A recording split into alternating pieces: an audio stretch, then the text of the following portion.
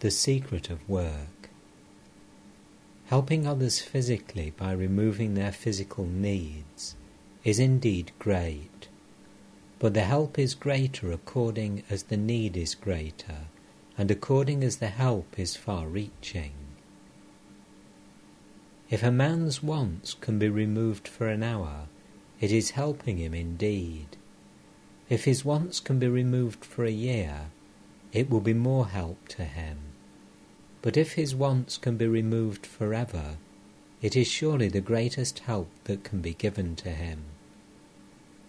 Spiritual knowledge is the only thing that can destroy our miseries forever. Any other knowledge satisfies wants only for a time. It is only with the knowledge of the Spirit that the faculty of want is annihilated forever. So helping man spiritually is the highest help that can be given to him. He who gives man spiritual knowledge is the greatest benefactor of mankind, and as such, we always find that those were the most powerful of men who helped man in his spiritual needs, because spirituality is the true basis of all our activities in life.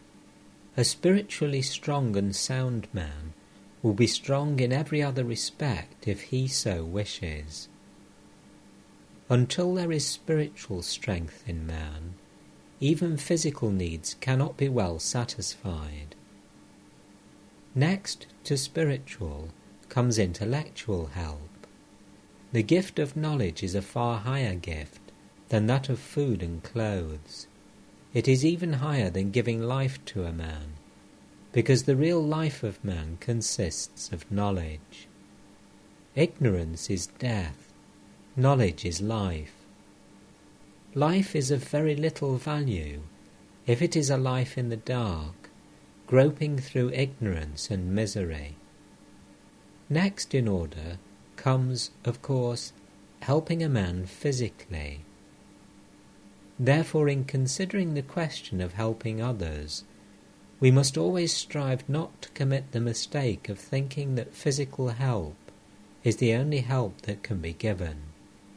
It is not only the last, but the least, because it cannot bring about permanent satisfaction. The misery that I feel when I'm hungry is satisfied by eating, but hunger returns. My misery can cease only when I am satisfied beyond all want. Then hunger will not make me miserable. No distress, no sorrow will be able to move me. So that help which tends to make us strong spiritually is the highest. Next to it comes intellectual help, and after that, physical help. The miseries of the world cannot be cured by physical help only. Until man's nature changes, these physical needs will always arise, and miseries will always be felt, and no amount of physical help will cure them completely. The only solution of this problem is to make mankind pure. Ignorance is the mother of all evil and all the misery we see.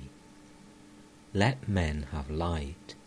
Let them be pure and spiritually strong and educated. Then alone will misery cease in the world, not before. We may convert every house in the country into a charity asylum. We may fill the land with hospitals, but the misery of man will still continue to exist until man's character changes. We read in the Bhagavad Gita again and again that we must all work incessantly. All work is by nature composed of good and evil. We cannot do any work which will not do some good somewhere, and there cannot be any work which will not cause harm somewhere. Every work must necessarily be a mixture of good and evil, yet we are commanded to work incessantly. Good and evil will both have their results. will produce their karma. Good action will entail upon us good effect, bad action bad. But good and bad are both bondages of the soul. The solution reached in the Gita in regard to this bondage-producing nature of work is that if we do not attach ourselves to the work we do, it will not have any binding effect on our soul. We shall try to understand what is meant by this non-attachment to work. This is the one central idea in the Gita. Work incessantly, but be not attached to it. Samskara can be translated very nearly by inherited tendency. Using the simile of a lake for the mind, every ripple, every wave that rises in the mind, when it subsides, does not die out entirely, but leaves a mark and a future possibility of that wave coming out again. This mark, with the possibility of the wave reappearing, is what is called samskara. Every work that we do, every movement of the body, every thought that we think, leaves such an impression on the mind stuff, and even when such impressions are not obvious on the surface, they are sufficiently strong to work beneath the surface, subconsciously. What we are every moment is determined by the sum total of these impressions on the mind. What I am just at this moment is the effect of the sum total of all the impressions of my past life.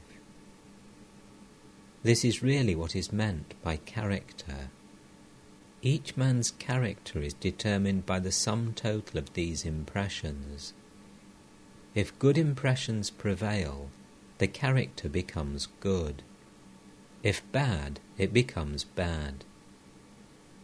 If a man continuously hears bad words, thinks bad thoughts, does bad actions, his mind will be full of bad impressions, and they will influence his thought and work without his being conscious of the fact. In fact, these bad impressions are always working, and their resultant must be evil, and that man will be a bad man. He cannot help it. The sum total of all these impressions in him will create the strong motive power for doing bad actions. He will be like a machine in the hands of his impressions, and they will force him to do evil. Similarly, if a man thinks good thoughts and does good works, the sum total of these impressions will be good, and they, in a similar manner, will force him to do good even in spite of himself. When a man has done so much good work and thought so many good thoughts, that there is an irresistible tendency in him to do good in spite of himself, and even if he wishes to do evil, his mind, as the sum total of his tendencies, will not allow him to do so. The tendencies will turn him back. He is completely under the influence of the good tendencies. When such is the case, a man's good character is said to be established. As the tortoise tucks its feet and head inside the shell, and you may kill it and break it in pieces, and yet it will not come out, even so the character of that man who has control over his motives and organs is unchangeably established. He controls his own inner forces, and nothing can draw them out against his will. By this continuous reflex of good thoughts, good impressions moving over the surface of the mind, the tendency for doing good becomes strong, and as a result, we feel able to control the indriyas, the sense organs, the nerve centres. Thus alone will character be established. Then alone a man gets to truth. Such a man is safe forever. He cannot do any evil. You may place him in any company, there will be no danger for him. There is a still higher state than having this good tendency, and that is the desire for liberation. You must remember that freedom of the soul is the goal of all yogas, and each one equally leads to the same result. By work alone, men may get to where Buddha got, largely by meditation, or Christ by prayer. Buddha was a working jnani, Christ was a bhakta, but the same goal was reached by both of them. The difficulty is here. Liberation means entire freedom, freedom from the bondage of good as well as from the bondage of evil. A golden chain is as much a chain as an iron one. There is a thorn in my finger, and I use another to take the first one out, and when I have taken it out, I throw both of them aside. I have no necessity for keeping the second thorn, because both are thorns after all. So the bad tendencies are to be counteracted by the good ones, and the bad impressions on the mind should be removed by the fresh waves of good ones, until all that is evil almost disappears, or is subdued and held in control in a corner of the mind. But after that, the good tendencies have also to be conquered. Thus the attached becomes the unattached. Work, but let not the action or the thought produce a deep impression on the mind. Let the ripples come and go. Let huge actions proceed from the muscles and the brain, but let them not make any deep impression on the soul. How can this be done? We see that the impression of any action to which we attach ourselves remains.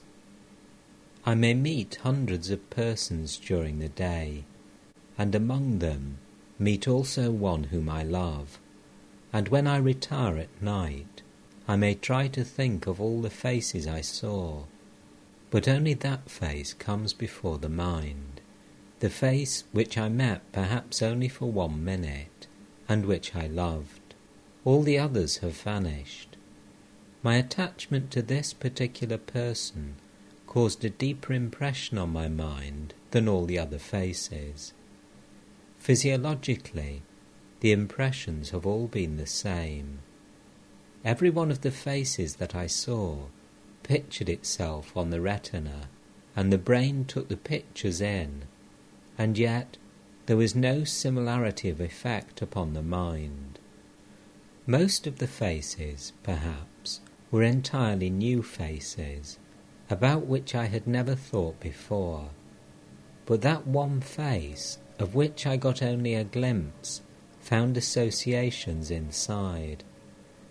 Perhaps I had pictured him in my mind for years, knew hundreds of things about him, and this one new vision of him awakened hundreds of sleeping memories in my mind, and this one impression, having been repeated perhaps 100 times more than those of different faces together, will produce a great effect on the mind. Therefore, be unattached. Let things work, let brain centres work incessantly, but let not a ripple conquer the mind. Work as if you were a stranger in this land, a sojourner. Work incessantly, but do not bind yourselves. Bondage is terrible. The world is not our habitation. It is only one of the many stages through which we are passing.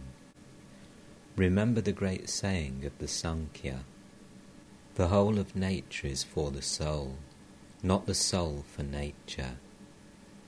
The very reason of nature's existence is for the education of the soul. It has no other meaning.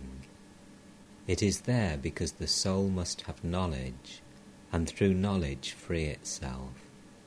If we remember this always, we shall never be attached to nature.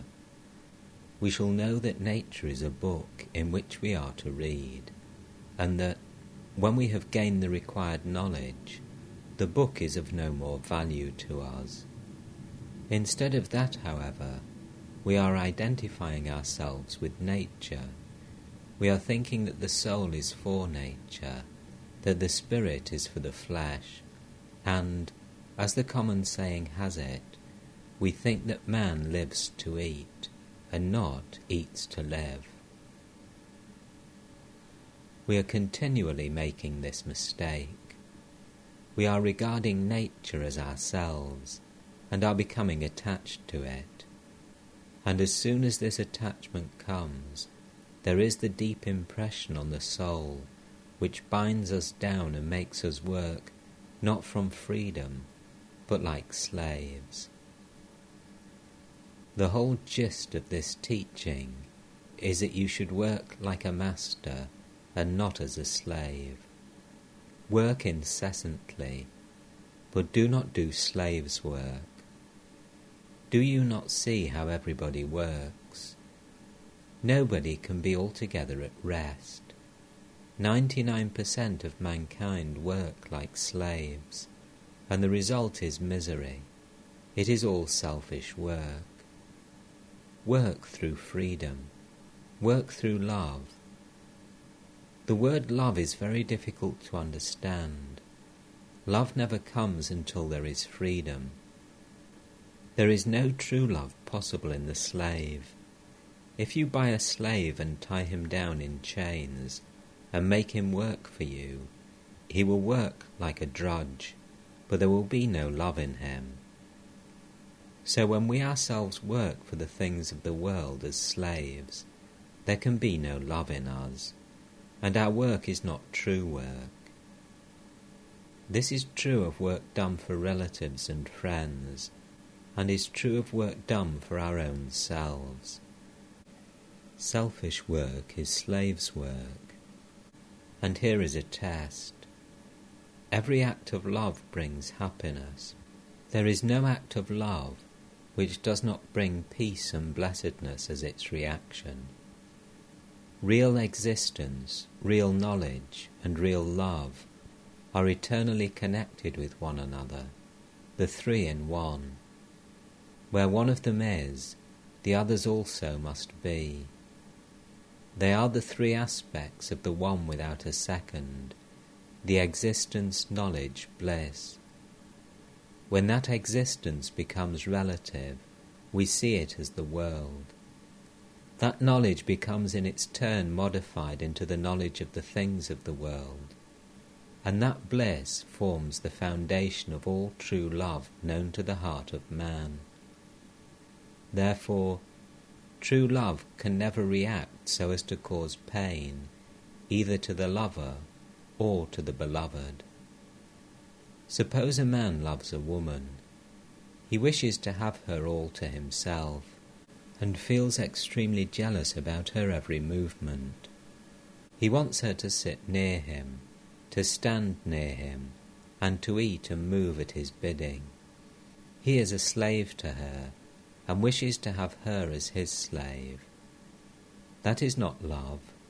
It is a kind of morbid affection of the slave, insinuating itself as love. It cannot be love because it is painful. If she does not do what he wants, it brings him pain. With love there is no painful reaction. Love only brings a reaction of bliss. If it does not, it is not love. It is mistaking something else for love. When you have succeeded in loving your husband, your wife, your children, the whole world, the universe, in such a manner that there is no reaction of pain or jealousy, no selfish feeling, then you are in a fit state to be unattached. Krishna says, "Look at me, Arjuna. If I stop from work for one moment, the whole universe will die. I have nothing to gain from work. I am the one Lord, but why do I work? Because I love the world. God is unattached because he loves. That real love makes us unattached. Wherever there is attachment, the clinging to the things of the world, you must know that it is all physical, attraction between sets of particles of matter, something that attracts two bodies nearer and nearer all the time, and if they cannot get near enough, produces pain. But where there is real love, it does not rest on physical attachment at all. Such lovers may be 1,000 miles away from one another, but their love will be all the same. It does not die, and will never produce any painful reaction. To attain this unattachment is almost a life work, but as soon as we have reached this point, we have attained the goal of love and become free. The bondage of nature falls from us, and we see nature as she is. She forges no more chains for us. We stand entirely free, and take not the results of work into consideration. Who then cares for what the results may be? Do you ask anything from your children in return for what you have given them? It is your duty to work for them, and there the matter ends. In whatever you do for a particular person, a city or a state, assume the same attitude towards it as you have towards your children. Expect nothing in return. If you can invariably take the position of a giver, in which everything given by you is a free offering to the world, without any thought of return, then will your work bring you no attachment. Attachment comes only where we expect a return. If working like slaves results in selfishness and attachment, working as masters of our own mind gives rise to the bliss of non-attachment. We often talk of right and justice, but we find that in the world right and justice are mere babies' talk. There are two things which guide the conduct of men: might and mercy. The exercise of might is invariably the exercise of selfishness. All men and women try to make the most of whatever power or advantage they have. Mercy is heaven itself. To be good, we all have to be merciful. Even justice and right should stand on mercy. All thought of obtaining return for the work we do hinders our spiritual progress. Nay, in the end it brings misery. There is another way in which this idea of mercy and selfless charity can be put into practice. That is, by looking upon work as worship in case we believe in a personal God. Here we give up all the fruits of our work unto the Lord, and worshipping Him thus, we have no right to expect anything from mankind for the work we do. The Lord Himself works incessantly, and is ever without attachment. Just as water cannot wet the lotus leaf, so work cannot bind the unselfish man by giving rise to attachment to results. The selfless and unattached man may live in the very heart of a crowded and sinful city.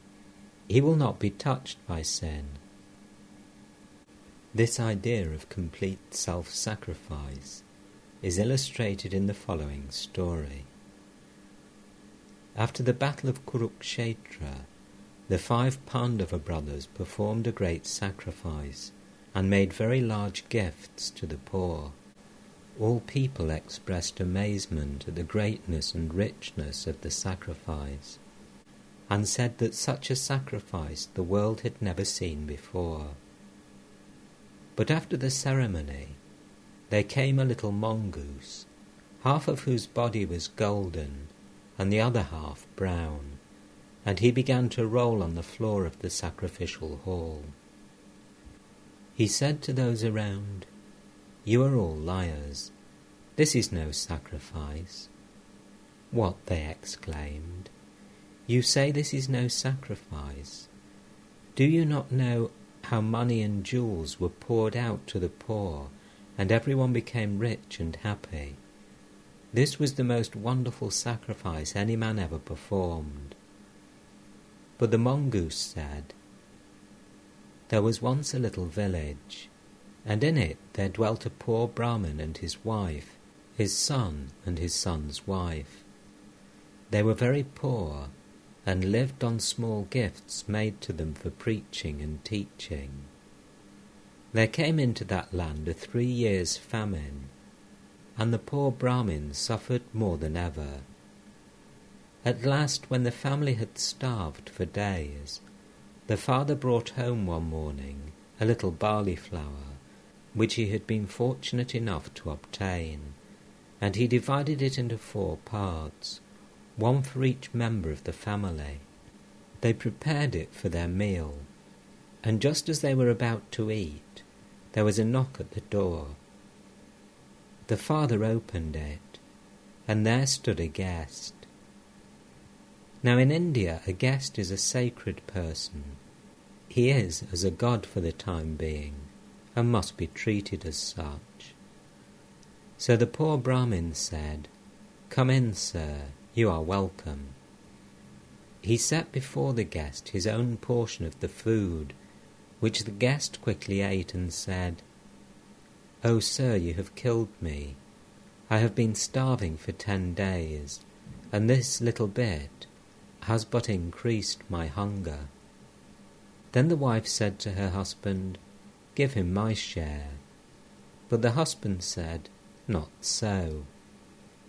The wife, however, insisted, saying, "Here is a poor man, and it is our duty as householders to see that he is fed, and it is my duty as a wife to give him my portion, seeing that you have no more to offer him." Then she gave her share to the guest, which he ate, and said he was still burning with hunger. So the son said, "Take my portion also. It is the duty of a son to help his father to fulfill his obligations." The guest ate that, but remained still unsatisfied. So the son's wife gave him her portion also.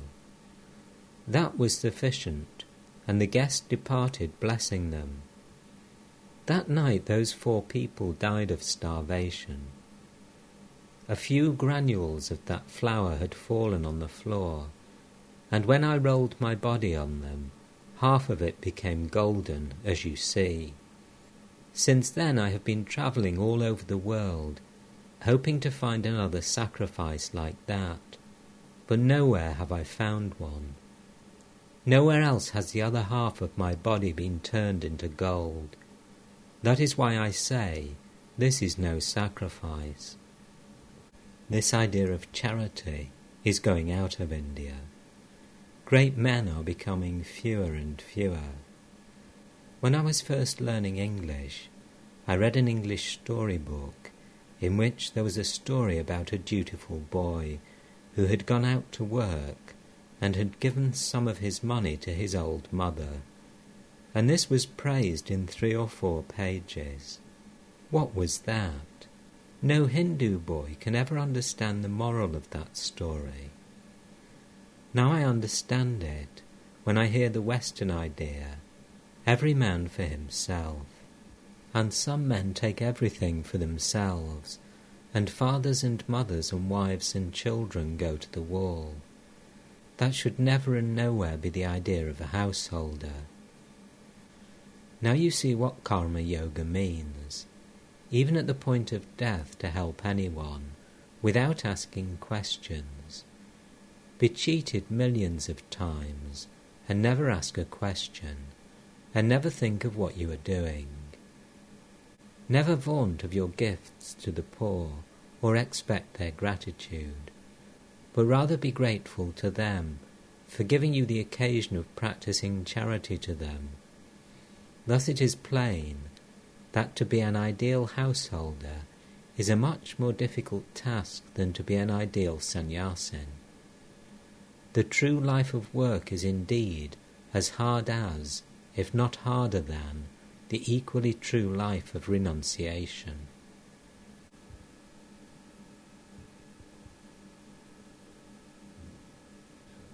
What is duty? It is necessary in the study of karma yoga to know what duty is. If I have to do something, I must first know that it is my duty, and then I can do it. The idea of duty again is different in different nations. The Mohammedan says what is written in his book, the Quran, is his duty. The Hindu says what is written in the Vedas is his duty, and the Christian says what is in the Bible is his duty. We find that there are varied ideas of duty, differing according to the different states in life, different historical periods, and different nations. The term duty, like every other universal abstract term, is impossible clearly to define. We can only get an idea of it by knowing its practical operations and results. When certain things occur before us, we have all a natural or trained impulse to act in a certain manner towards them. When this impulse comes, the mind begins to think about the situation. Sometimes it thinks that it is good to act in a particular manner under the given conditions. At other times, it thinks that it is wrong to act in the same manner, even in the very same circumstances. The ordinary idea of duty everywhere is that every good man follows the dictates of his conscience. But what is it that makes an act a duty? If a Christian finds a piece of beef before him and does not eat it to save his own life, or will not give it to save the life of another man, he is sure to feel that he has not done his duty. But if a Hindu dares to eat that piece of beef, or to give it to another Hindu, he is equally sure to feel that he too has not done his duty. The Hindu's training and education make him feel that way. In the last century, there were notorious bands of robbers in India called thugs. They thought it their duty to kill any man they could and take away his money. The larger the number of men they killed, the better they thought they were. Ordinarily, if a man goes out into the street and shoots down another man, he is apt to feel sorry for it, thinking that he has done wrong. But if the very same man as a soldier in his regiment kills not 1 but 20, he is certain to feel glad and think that he has done his duty remarkably well. Therefore we see that it is not the thing done that defines a duty. To give an objective definition of duty is thus entirely impossible. Yet there is duty from the subjective side. Any action that makes us go Godward is a good action and is our duty. Any action that makes us go downward is evil and is not our duty. From the subjective standpoint, we may see that certain acts have a tendency to exalt and ennoble us, while certain other acts have a tendency to degrade and to brutalize us. But it is not possible to make out with certainty which acts have which kind of tendency in relation to all persons of all sorts and conditions. There is, however, only one idea of duty which has been universally accepted by all mankind, of all ages and sects and countries, and that has been summed up in a Sanskrit aphorism thus: do not injure any being. Not injuring any being is virtue. Injuring any being is sin. The Bhagavad Gita frequently alludes to duties dependent upon birth and position in life. Birth and position in life and in society largely determine the mental and moral attitude of individuals towards the various activities of life. It is therefore our duty to do that work which will exalt and ennoble us in accordance with the ideals and activities of the society in which we are born. But it must be particularly remembered that the same ideals and activities do not prevail in all societies and countries. Our ignorance of this is the main cause of much of the hatred of one nation towards another. An American thinks that whatever an American does in accordance with the custom of his country is the best thing to do, and that whoever does not follow his custom must be a very wicked man. A Hindu thinks that his customs are the only right ones, and are the best in the world, and that whosoever does not obey them must be the most wicked man living. This is quite a natural mistake, which all of us are apt to make, but it is very harmful. It is the cause of half the uncharitableness found in the world. When I came to this country and was going through the Chicago Fair, a man from behind pulled at my turban. I looked back and saw that he was a very gentlemanly-looking man, neatly dressed. I spoke to him, and when he found that I knew English, he became very much abashed. On another occasion, in the same fair, another man gave me a push. When I asked him the reason, he also was ashamed, and stammered out an apology, saying, "Why do you dress that way?" The sympathies of these men were limited within the range of their own language and their own fashion of dress. Much of the oppression of weaker nations by powerful ones is caused by this prejudice. It dries up their fellow feeling for fellow men. That very man who asked me why I did not dress as he did, and wanted to ill-treat me because of my dress, may have been a very good man, a good father and a good citizen. But the kindliness of his nature dried out as soon as he saw a man in a different dress. Strangers are exploited in all countries, because they do not know how to defend themselves. Thus they carry home false impressions of the peoples they have seen. Sailors and soldiers and traders behave in foreign lands in very queer ways, although they would not dream of doing so in their own country. Perhaps this is why the Chinese call Europeans and Americans foreign devils. They could not have done this if they had met the good and kindly sides of Western life. Therefore, the one point that we should always try to remember is that we should always try to see the duty of others through their own eyes, and never judge the customs of other peoples by our own standard. I am not the standard of the universe. I have to accommodate myself to the world, and not the world to me.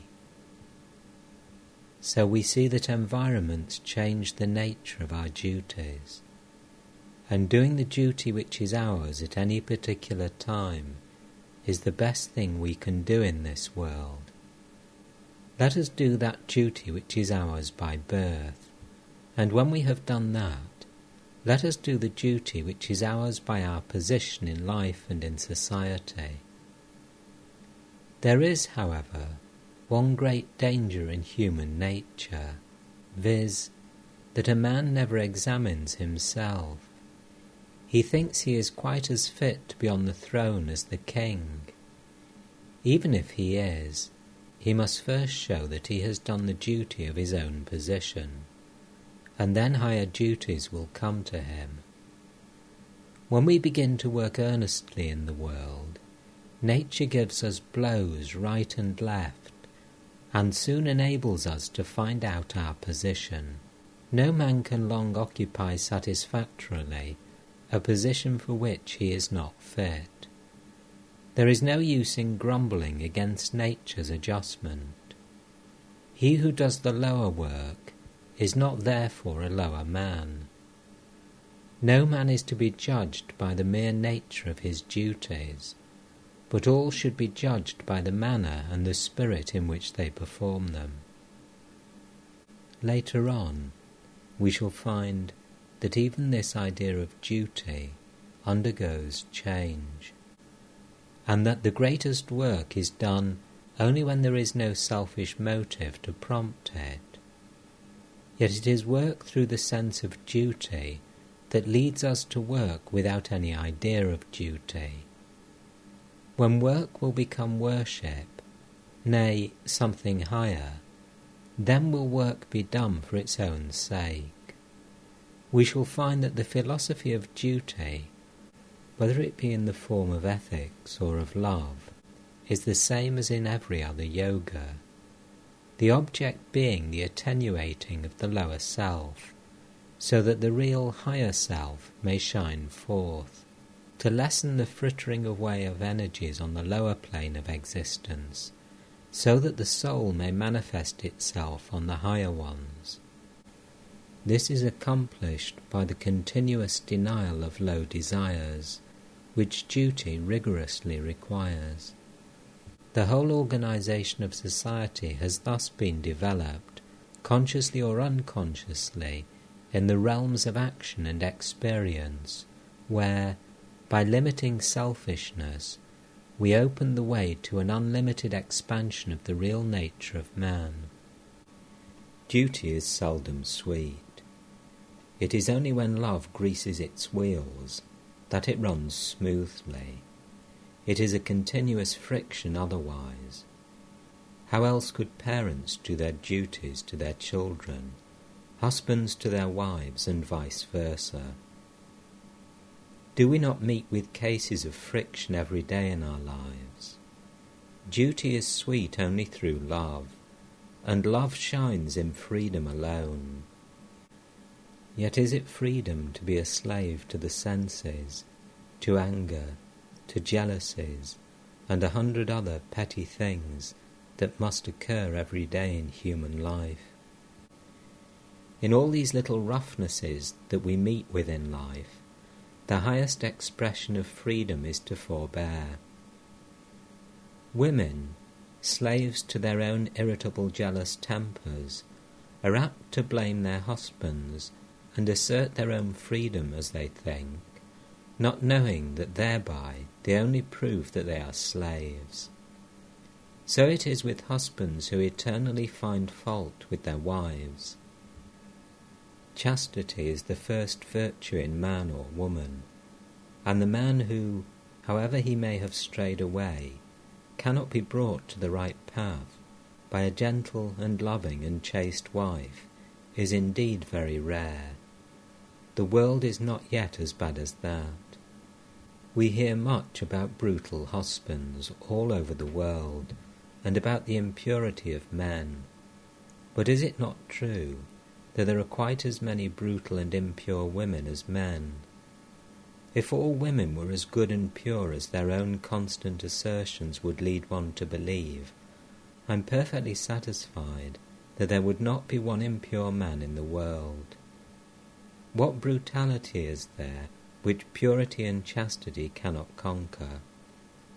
A good chaste wife, who thinks of every other man except her own husband as her child, and has the attitude of a mother towards all men, will grow so great in the power of her purity that there cannot be a single man, however brutal, who will not breathe an atmosphere of holiness in her presence. Similarly, every husband must look upon all women except his own wife in the light of his own mother or daughter or sister. That man again, who wants to be a teacher of religion, must look upon every woman as his mother, and always behave towards her as such. The position of the mother is the highest in the world, as it is the one place in which to learn and exercise the greatest unselfishness.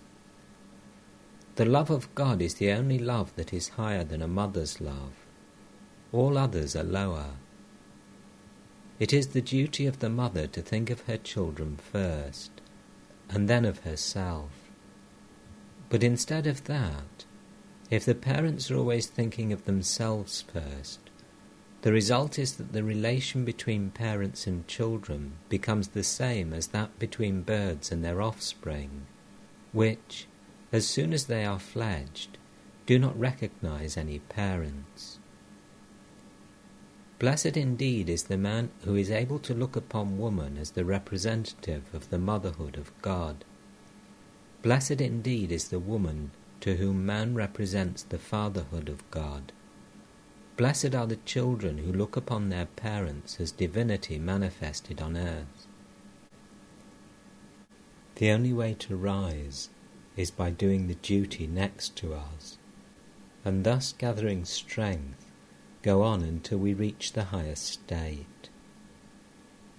A young sannyasin went to a forest. There he meditated, worshipped, and practiced yoga for a long time. After years of hard work and practice, he was one day sitting under a tree when some dry leaves fell upon his head. He looked up and saw a crow and a crane fighting on the top of the tree, which made him very angry. He said, "What? Dare you throw these dry leaves upon my head?" And with these words, he angrily glanced at them. A flash of fire went out of his head, such was the yogin's power, and burnt the birds to ashes. He was very glad, almost overjoyed at this development of power. He could burn the crow and the crane by a look. After a time, he had to go to the town to beg his bread. He went, stood at a door and said, "Mother, give me food." A voice came from inside the house. "Wait a little, my son." The young man thought, "You wretched woman, how dare you make me wait? You do not know my power yet." While he was thinking thus, the voice came again, "Boy, don't be thinking too much of yourself. Here is neither crow nor crane." He was astonished. Still he had to wait. At last the woman came, and he fell at her feet and said, "Mother, how did you know that?" She said, "My boy, I do not know your yoga or your practices. I am a common everyday woman. I made you wait because my husband is ill, and I was nursing him. All my life I have struggled to do my duty. When I was unmarried, I did my duty to my parents. Now that I am married, I do my duty to my husband. That is all the yoga I practice. But by doing my duty, I have become illumined. Thus I could read your thoughts and know what you had done in the forest. If you want to know something higher than this, go to the market of such and such a town, where you will find a Vyadha, who will tell you something that you will be very glad to learn."